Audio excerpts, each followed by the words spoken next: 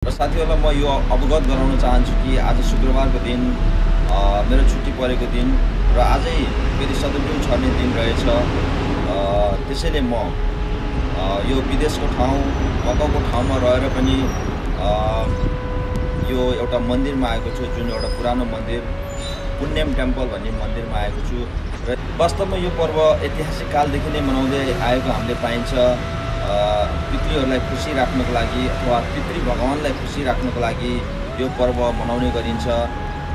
हुन त सतबिउ छर्ने भन्ने बित्तिकै सतबिउ भनेको 100वटा बिउ बिजन भन्ने बुझिन्छ।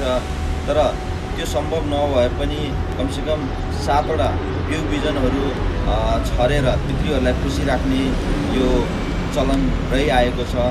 हुन त मानिसहरू कतिपय आस्तिक हुन्छन् र कतिपयहरू नास्तिक पनि हुन्छन्। त्यो त आफ्नो विचार हो। कसैले भगवानप्रति आस्था राख्छन्, कसैले राख्दैनन्।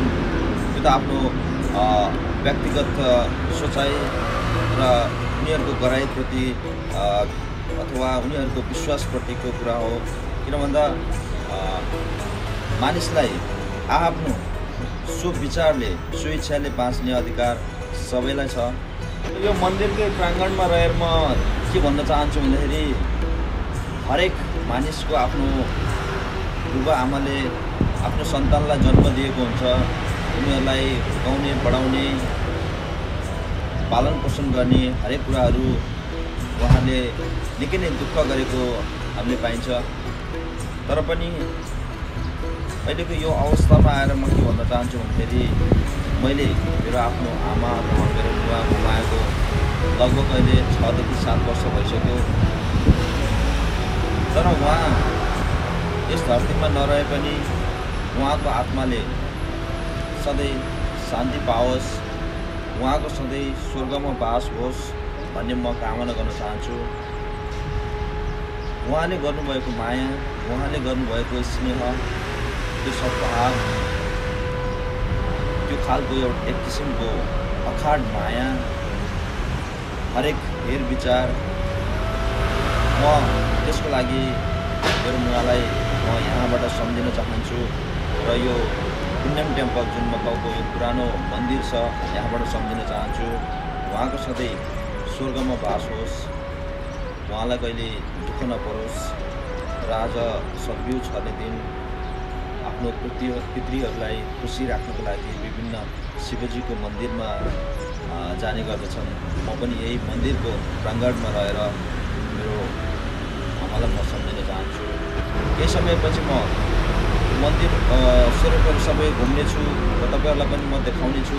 यो मन्दिर अनि केही धुपहरू सल्काएर म जानेछु ताकि मेरो पितृहरूलाई अथवा मेरो पितृहरूको सबैको राम्रो होस्।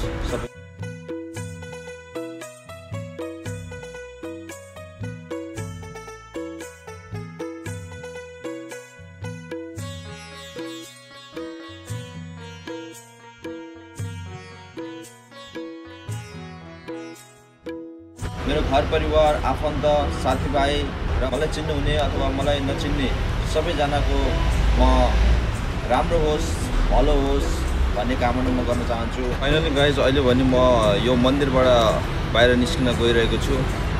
धुप सल्काएर मैले पितृहरूको लागि केही प्रार्थना गरेर उहाँहरूको शान्ति होस्, उहाँहरूको सँगै स्वर्गमा बास होस् भन्ने एउटा कामना राखेर चाहिँ म यो मन्दिरबाट बाहिर निस्किँदैछु। मन्दिरमा गएर प्रार्थना गरेर भगवानप्रति एउटा आस्था राखेर, विश्वास राखेर धुप सल्काउँदा पनि मनमा निकै शान्ति को महसुस भएको छ।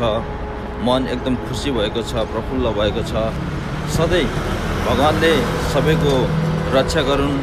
र हुन त यो जीवन विश्वास, माया, आशा अनि भरोसामा नै चलेको छ। र साथीहरू, यहाँहरूले कहाँदेखि हेर्दै हुनुहुन्छ?